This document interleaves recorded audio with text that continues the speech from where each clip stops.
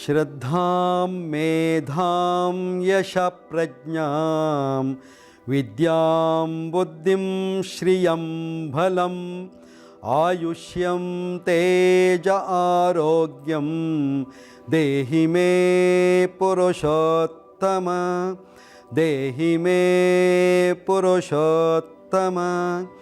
ಓಂ ಶಾಂತಿ ಶಾಂತಿ ಶಾಂತಿ.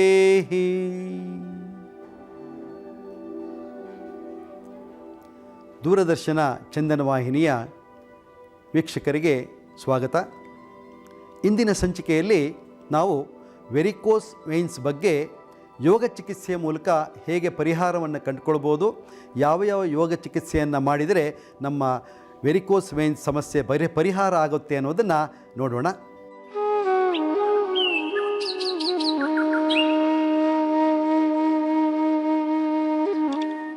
ಕೆಲವು ಅಭ್ಯಾಸವನ್ನು ನೀವು ರೂಢಿ ಮಾಡಿಕೊಂಡ್ರೆ ಇನ್ನಷ್ಟು ನಮಗೆ ಅನುಕೂಲವನ್ನು ಕೊಡುತ್ತದೆ.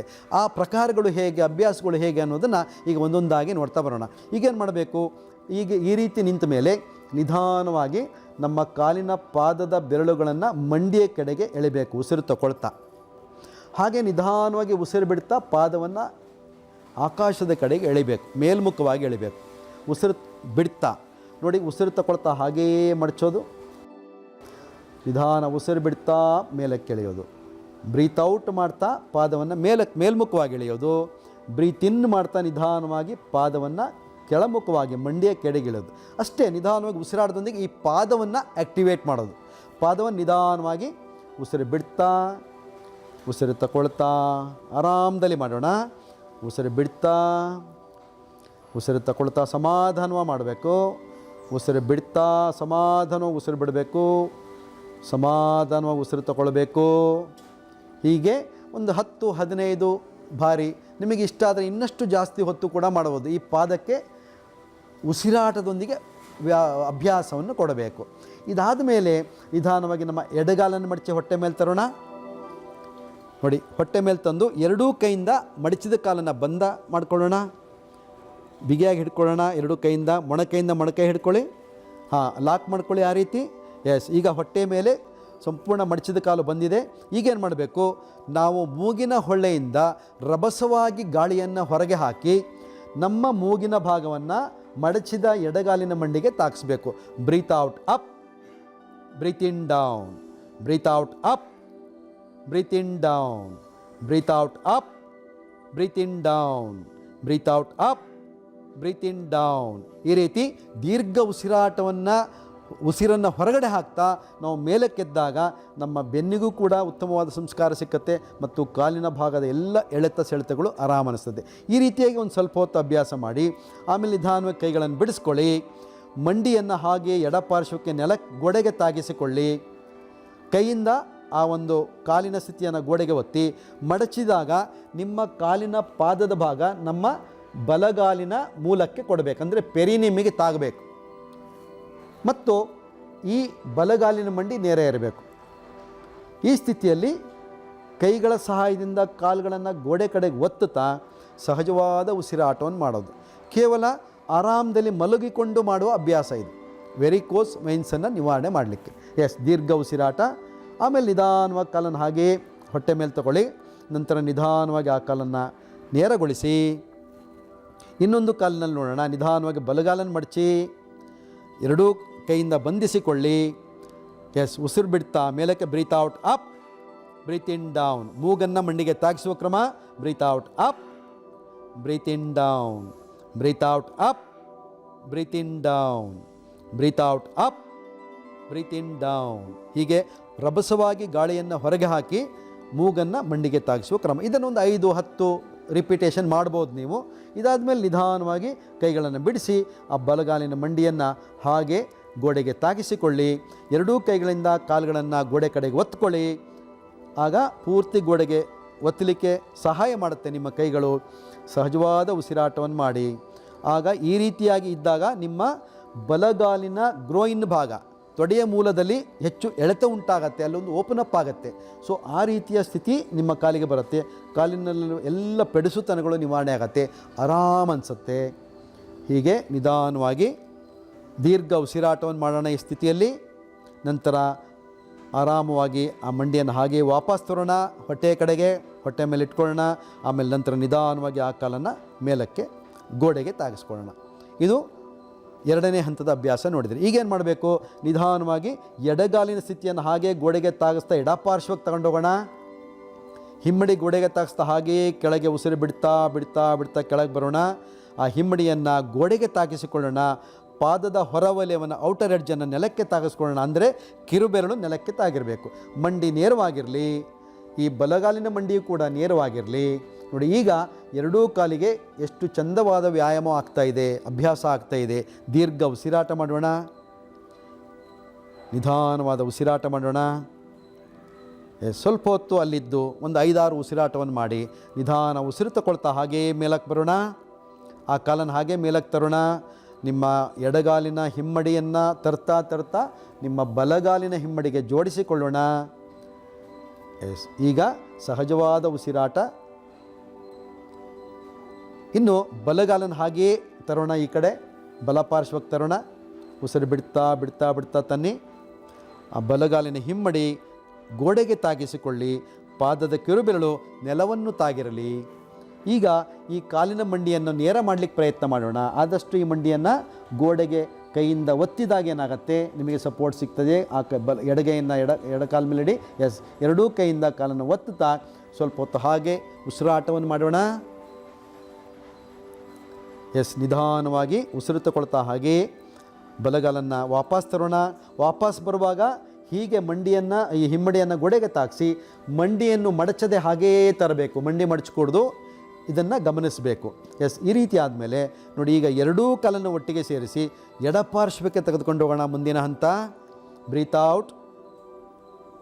ಉಸಿರು ಬಿಡ್ತಾ ಹಾಗೆಯೇ ಎಡಪಾರ್ಶ್ವಕ್ಕೆ ತಗೊಂಡೋಗಿ ಎರಡೂ ಕಾಲನ್ನು ಜೋಡಿಸ್ಕೊಂಡು ಆ ಕಾಲನ್ನು ತೆಗೆದುಕೊಂಡು ಹೋಗುವಾಗ ಗಮನ ಹರಿಸುವಂಥ ವಿಚಾರ ಏನು ಅಂದರೆ, ನಿಮ್ಮ ಮಂಡಿಗಳನ್ನು ಮಡಚಬಾರ್ದು. ನೇರವಾಗಿಟ್ಟೆ ನಿಧಾನವಾಗಿ ಕೆಳಗೆ ತಗೊಂಡು ಹೋಗಬೇಕು. ಎರಡು ಮಂಡಿಗಳು ಗೋಡೆಗೆ ತಾಗಿರಲಿ. ಪಾದದ ಬೆರಳುಗಳು ಮಂಡಿಯ ಕಡೆಗೆಳೆಯಿರಿ. ಈಗ ನೋಡಿ, ಈ ರೀತಿ ನೀವು ಏನು ಮಾಡ್ತೀರಾ, ಈ ರೀತಿ ಇದ್ದಾಗ ಏನಾಗುತ್ತೆ, ಸಾಮಾನ್ಯವಾಗಿ ಕಾಲನ್ನು ಹೀಗೆ ಮುಂದಕ್ಕೆ ತಳ್ತಾರೆ. ಈ ಕಾಲಿನ ಪಾದವನ್ನು ನೋಡಿ ನಿಧಾನವಾಗಿ ಮಂಡಿಯ ಕಡೆಗೆ ಎಳಿಬೇಕು. ಆವಾಗ ಏನಾಗುತ್ತೆ, ಹಿಂಬದಿಯ ನರಕೇಂದ್ರಗಳು ಟ್ರ್ಯಾಕ್ಷನ್ ಆಗ್ತವೆ, ಅಲ್ಲಿ ಎಳೆಯಲ್ಪಡುತ್ತೆ. ಒಂದು ಬಿಗಿತ ಸಿಗ್ತದೆ, ಒಂದು ಎಳೆತ ಸಿಗ್ತದೆ. ಆ ಎಳೆತ ಇಲ್ಲಿ ಉಂಟಾಗಬೇಕು. ಹಾಗೇನಾಗುತ್ತೆ, ಕಾಲಿನ ನರಕೇಂದ್ರಗಳಲ್ಲಿರುವ ಎಲ್ಲ ಪೆಡುಸುತನಗಳು, ಒತ್ತಡಗಳು ಕಡಿಮೆ ಆಗುತ್ತೆ, ಆರಾಮ್ ಅನಿಸುತ್ತೆ. ಈ ಪಾದಗಳು ನೆಲಕ್ಕೆ ಕೊಟ್ಟು ಹಾಗೆ ಮಂಡಿಯ ಕಡೆಗೆ ಎಳಿಬೇಕು.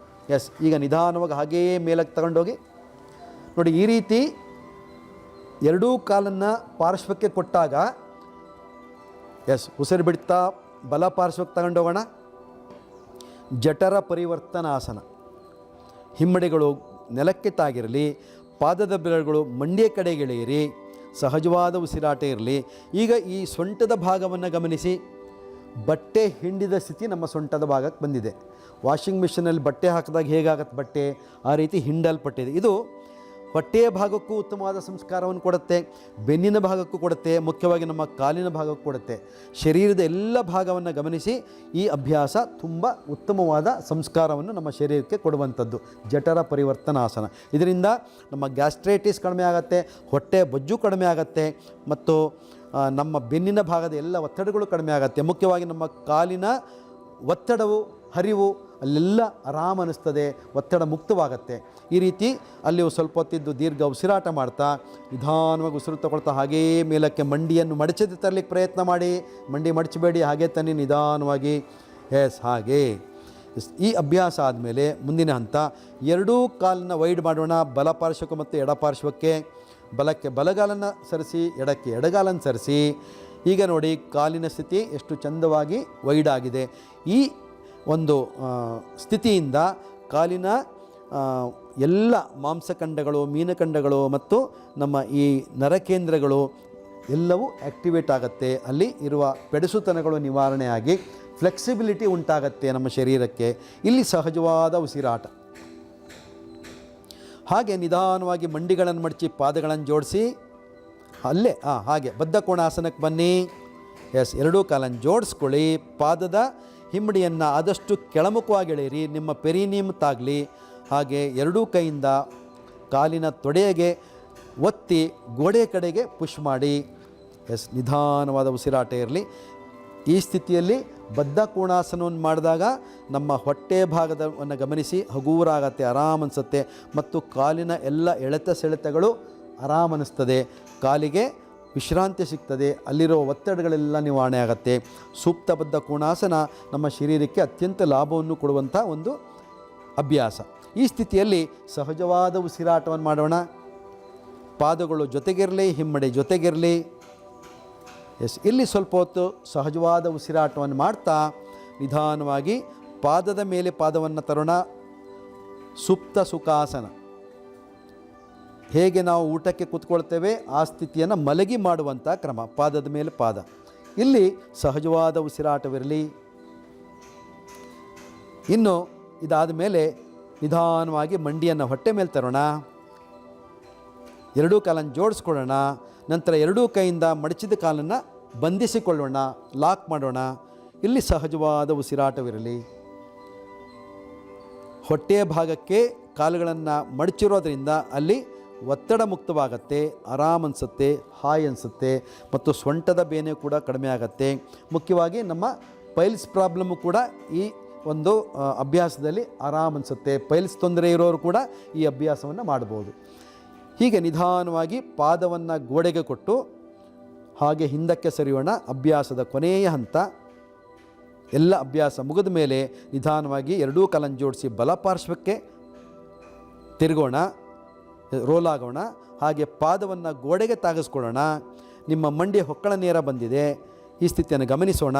ಹಾಗೆ ಬಲ ತೋಳಿನ ಮೇಲೆ ಬಲ ಕಿವಿಯನ್ನಿಟ್ಟು ಎಡಗೈಯನ್ನು ಶರೀರದ ಮುಂದೆ ನೆಲದಲ್ಲಿಟ್ಟು ಆರಾಮವಾಗಿ ಚೈಲ್ಡ್ ಪೋಸ್, ಮಗುವಿನಂತೆ ಆರಾಮದಲ್ಲಿ ಮಲ್ಕೊಳ್ಳೋಣ.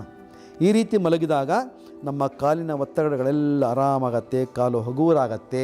ಪ್ರತಿನಿತ್ಯ ಬೆಳಗ್ಗೆ ಮತ್ತು ಸಂಜೆ 2 ಹೊತ್ತು ಮಾಡೋದರಿಂದ ವೆರಿಕೋಸ್ ವೈನ್ಸ್ನಿಂದ ನಾವು ದೂರ ಆಗ್ಬೋದು, ಆ ಕಾಯಿಲೆಯಿಂದ ಮುಕ್ತರಾಗ್ಬೋದು. ಅಂತಹ ವಿಶೇಷವಾದ ಯೋಗ ಚಿಕಿತ್ಸಾ ಪದ್ಧತಿಗಳು ನಮ್ಮ ಈ ಯೋಗ ಪದ್ಧತಿಯಲ್ಲಿದೆ.